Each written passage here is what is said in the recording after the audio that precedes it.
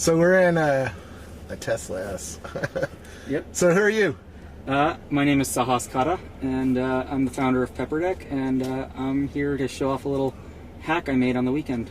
Yay! And you're wearing Google Glass. Yes, I am. So the hack is you built the Tesla app, right? Correct. It's called Glass Tesla, and got up on the screen right here. And it's an app for Google Glass that lets you control your Tesla Model S.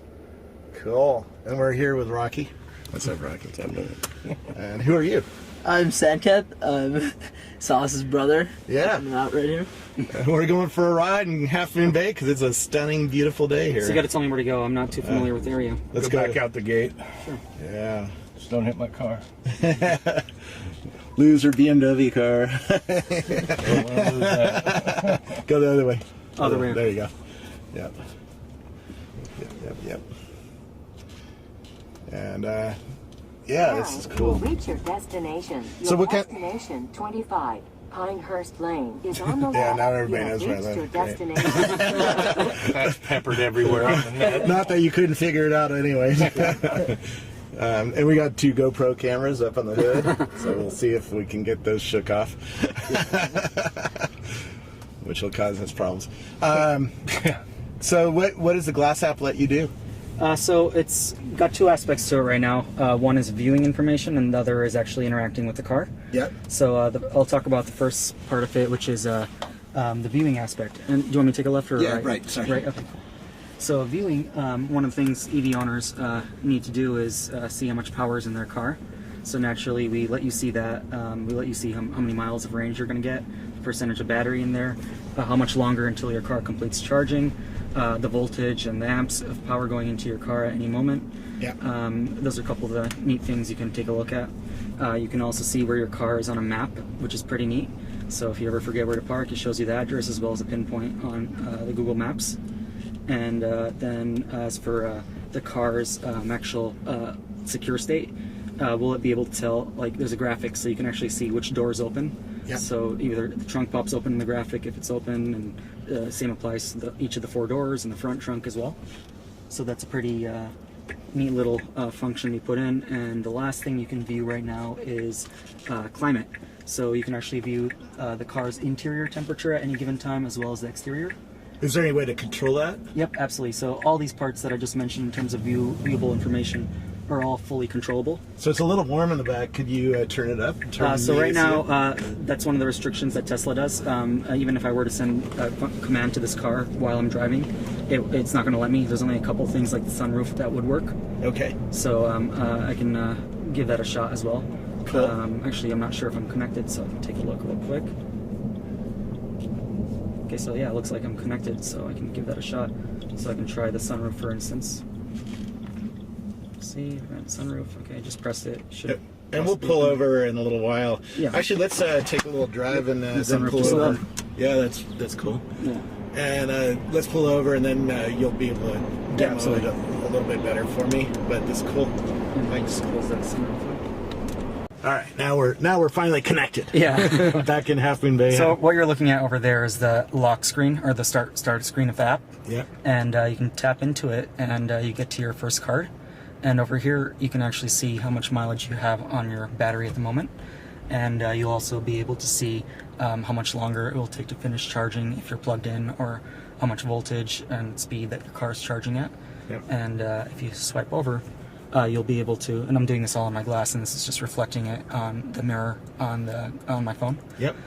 So as you can see, we're on a map right now, and I think that should be pretty accurate. Yeah, it looks like that's exactly where we're parked right now. Yep, on Main Street. Yep. So if you forget where you park, you can just look at it right there. And actually going back once on the charge card, when you are plugged in, you'll actually get a command on the screen here that lets you start and stop charging. Yep. And a lot of Tesla owners like having control of that, even if you own a Volt or any other electric vehicle, because charging rates are much cheaper in the night than they are in the peak hours during the day. So you may want to stop charging at noon and then start charging again around, maybe 11 or 12 p.m. Yep. So you can just do that from Google Glass. And you figured all this out just by looking around forums and figuring out what the Tesla... Absolutely. Well, it wasn't even, it was just really a couple resources that were out there, and none of them, I don't think anyone had actually built an app for Tesla. This actually might be the first third-party one. Regardless of whether it's for Glass or whatever it might be, I'm not sure if anyone has built an app for a third-party app for Tesla, so that's pretty exciting. Every time I mention I drive with my Google Glass on, people give me crap. What do you think about that? So right now we happen to be in a high-tech car, so I would actually prefer to use all the stuff here.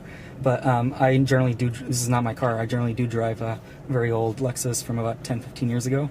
So for that, in the past, even though you're not supposed to, at some point you do end up having to fiddle with your phone just to figure out where you need to go or something of that nature.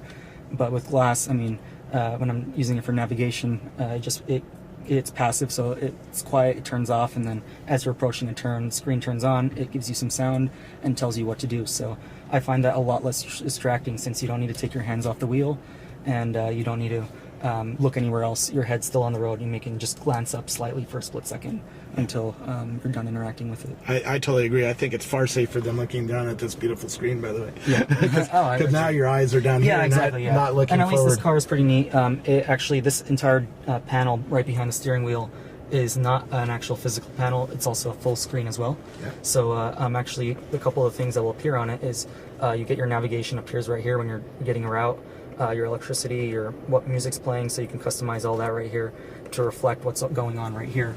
So you don't actually even need to look down here, which is kind of crazy, but that's possible as well.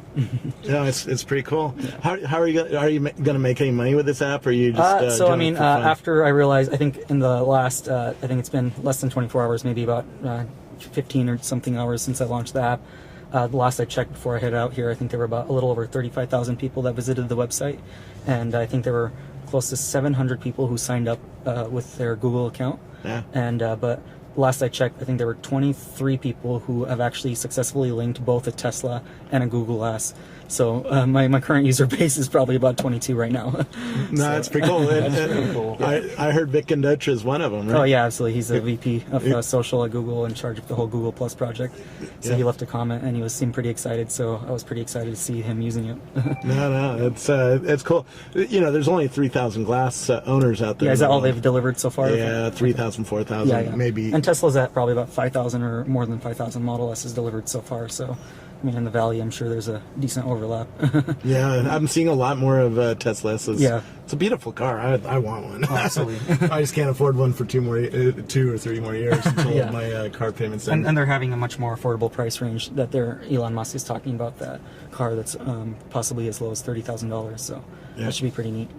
No, very cool. Where do I learn more about your Glass app? Just go to glasstesla.com, and I can actually bring it up right here on the car. So if you choose right there, it should be loading. Yep. So that's actually the website right there, glasstesla.com. And I think the browser may have... Okay, I don't know what's going on right there. Yeah. You can see that. Yeah, that's cool. Yeah. Well, very cool. Thanks so much for showing it to me. Did you want to see any of the commands? Or I'll play with it when I'm back home. Sure, okay, great. Thanks. Awesome.